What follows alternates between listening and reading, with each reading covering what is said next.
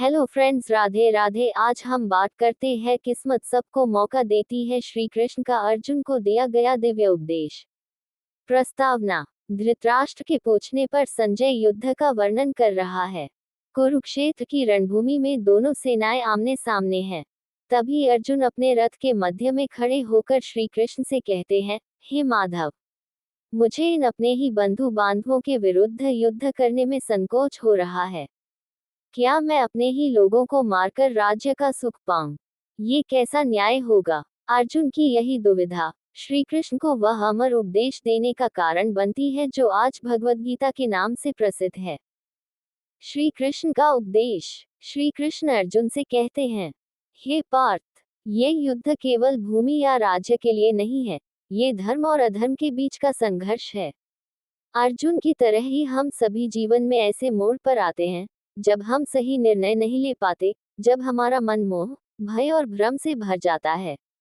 ऐसे समय में श्री कृष्ण अर्जुन को ये बताते हैं, एक अवसर, मौका हर किसी को मिलता है, लेकिन उसे पहचानना और निभाना जरूरी है। श्री कृष्ण, हे अर्जुन, संसार में हर जीव को अवसर कर्मभूमि मिलती है, परंतु केवल वही महापुरुष बनता है जो अपने कर्तव्यों को पहचानकर उस अवसर का उपयोग करता है।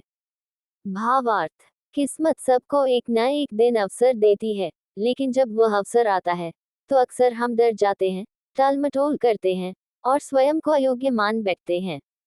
अर्जुन भी यही कर रहा था। वह महान योद्धा था, पर मोह में पड़कर कह रहा था, मैं नहीं लड़ूंगा। श्री कृष्ण उसे झकझोरते हैं और कहते हैं, कर्म करो, फल की चिंता मत करो, क्योंकि जो अवसर मिला है वो तुम्हारे कर्मों का परिणाम है, उसे निभाना तुम्हारा धर्म है। 2. जो अवसर से पीछे हटता है वह अपने ही भाग्य से भागता है।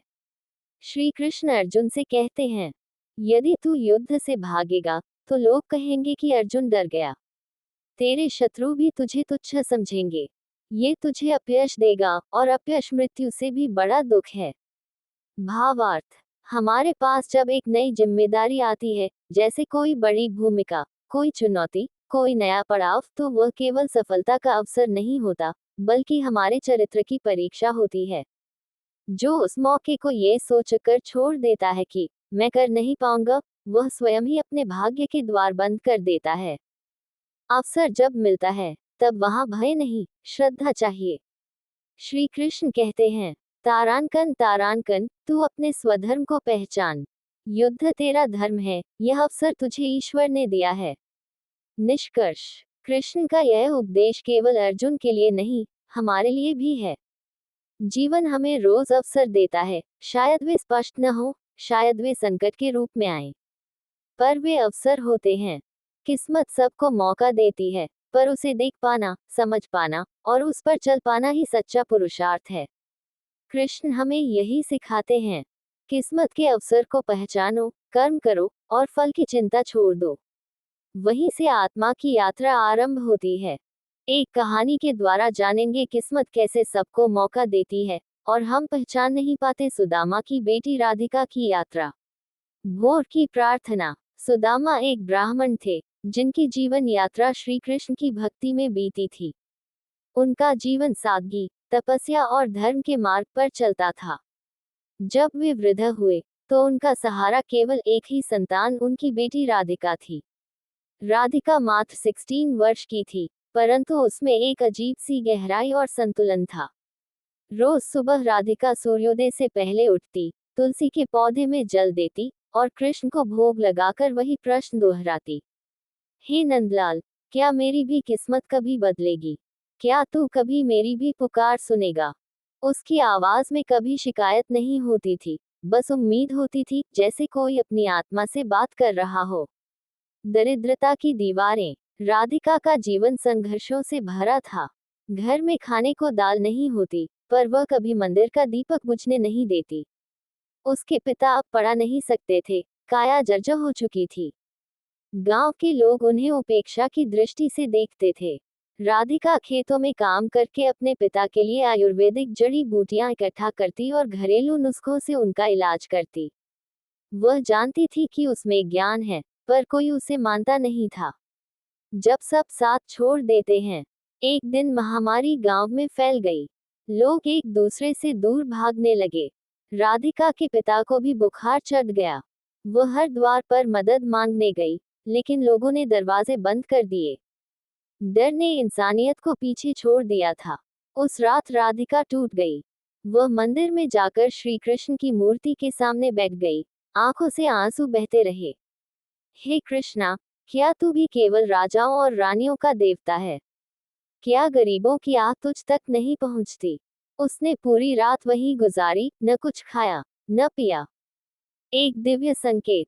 भोर की बेला में राधिका को स्वप्न आया। एक वृद्ध साधु उसके सपने में आए।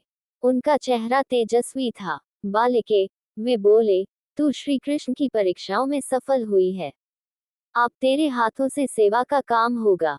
जो तूने अपनी पीड़ा में सीखा है, वही तुझे दूसरों का सहारा बनाएगा। तुलसी, नीम और अदरक तेरे हथियार होंगे। आंख खुली तो राधिका के मन में अजीब शांति थी। सेवा का बीज। राधिका ने घर के पास उग रही तुलसी, नीम और हल्दी को इकट्ठा किया और अपने पुराने ज्ञान से एक काढ़ा तैयार किया। वह बिना डरे महामारी के पीड़ितों को देना शुरू कर दिया। गांव के लोग पहले डरे, लेकिन जब उनका स्वास्थ्य सुधरने लगा, तो सबने उसकी ओर देखना शुरू किया। अब जो राधिका को अनदेखा करते थे, वही उसके पैरों में बैठकर दुआ मांगते। किस्मत की दस्तक। कुछ ही समय में उसकी सेवा की बात दूर दूर तक फैल गई। एक दिन एक प्रसिद्ध आयुर्वेदाचार्य गांव आया। उसने राधिका के बनाए नुस्खों को देखा और पूछा, तुमने ये सब कहाँ से सीखा? राधिका ने मुस्कुराकर कहा, कृष्ण से। आचार्य ने उसे शहर ले जाने का प्रस्ताव दिया, पढ़ाई, प्रशिक्षण और रिसर्च करने के लिए। राधिका ने पिता से अनुमति ली और एक नए जीवन की शुरुआत की। आत्मबोध और उत्थान। वर्षों की कठिन पढ़ाई के बाद राधिका न केवल एक आयुर्वेदाचार्य बनी, बल्कि उसने कृष्णा हर्बल केयर नाम से एक संस्था शुरू की, जिसमें गरीबों को मुफ्त दवा मिलती थी और गांव की स्त्रियां औषधीय पौधे उगाकर आत्मनिर्भर बनती थीं। वह अपनी जड़ी बूटी से न केवल शरीर, बल्कि आत्मा को भी शांति देने लगी। पुनर्मिलन। एक दिन राधिका अपने गांव लौटी। वही मंदिर, वही तुलसी का पौधा, पर अब वह स्वयं एक प्रेरणा बन चुकी थी। उसने श्री कृष्ण की मूर्ति के आगे दीप जलाया और कहा, हे गोविंद, तूने कभी मेरा साथ नहीं छोड़ा। बस मुझे अपने समय पर वो दिया जो वास्तव में मेरे योग्य था।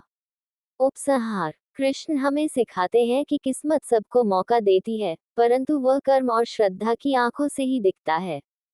राधिका की तरह, जो तू आज सह रहा है, वही कल तेरा परिचय बनेगा। कभी भी अपने संघर्ष को कोसना मत, क्योंकि वहीं से तेरी शक्ति निकलती है। वीडियो कैसे लगी सबको?